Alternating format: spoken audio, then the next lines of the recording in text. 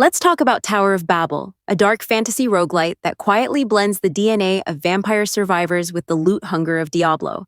But it's doing more than just borrowing. This isn't just another survivor clone.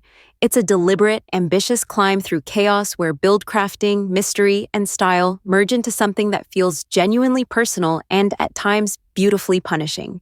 From the very first floor, Tower of Babel wastes no time throwing you into the meat grinder. You're surrounded, outnumbered, and severely under-equipped. And yet, that's the point. This is a game about survival through adaptation. Learning not just how to fight, but how to evolve as the tower pushes back harder with every level. Combat starts simple, but escalates fast. It's top-down, real-time, and completely relentless. You're moving constantly, dodging swarms of grotesque creatures, and unleashing a mix of weapon strikes, skills, and passive abilities that snowball into screen-clearing carnage. If you've played Vampire Survivors, you'll recognize the rhythm. But here, it feels tighter, more tactile. You're not just triggering passive AoEs and watching the chaos unfold. You're actively hacking, slashing, dodging, and repositioning like you're in a traditional action RPG. The skill ceiling is real, but what makes Tower of Babel interesting is how it builds tension vertically, both literally and mechanically. Every floor introduces new threats, new monster types, and new environmental hazards. There's this constant sense of just one more floor. But the game isn't just challenging you with tougher enemies. It's baiting you with better loot, rarer items, and more ambitious builds.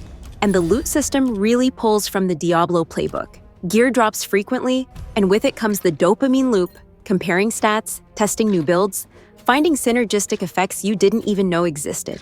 Weapons and armor don't just give you numbers. They often change your character's appearance and the way your abilities behave. Over time, your fragile starting avatar transforms into something that looks and feels powerful. But it's not power fantasy for its own sake. The tower scales with you.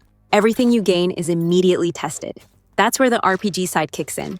You're not tied to a rigid class system. Instead, you piece together your identity through items, skill pickups, and strategic choices. Want to play a slow, tanky build with lifesteal and fire resistance? You can. Prefer a glass cannon that chains lightning across the screen? Go for it. The game wants you to experiment. It practically dares you to. And that experimentation is backed by a slick hub system. Between runs, you return to a central lobby where you can inspect your gear, upgrade your weapons, and retool your build before heading back into the tower. It's clean, functional, and, more importantly, it gives you room to breathe and strategize. Visually, Tower of Babel is gorgeous. It leans hard into hand-drawn 2D animation with a muted color palette that screams gothic despair. But it's not just aesthetics for show. The clarity in enemy design and visual feedback helps you parse chaos in the middle of battle. You'll know when a mini-boss is coming. You'll feel the weight of a critical hit. And when you find a rare item, it pops. Then there's the story, or maybe more accurately, the lore. It's drip-fed through environmental clues, cryptic dialogue, and subtle world-building. There's no wall of text, no codex to slog through. Instead, you're left with fragments. Why are these heroes climbing the tower?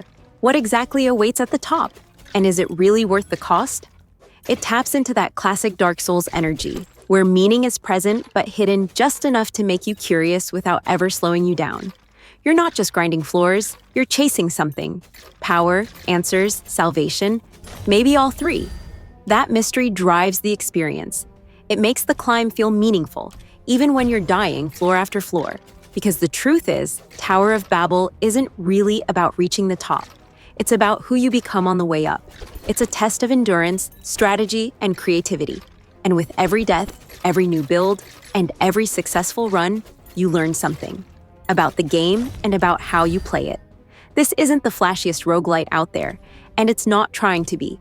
But Tower of Babel earns its place through depth, polish, and a clear vision.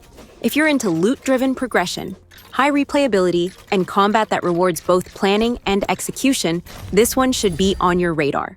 So, will you climb the tower, no matter the cost? The game won't beg you to try, but if you do, you might not want to stop.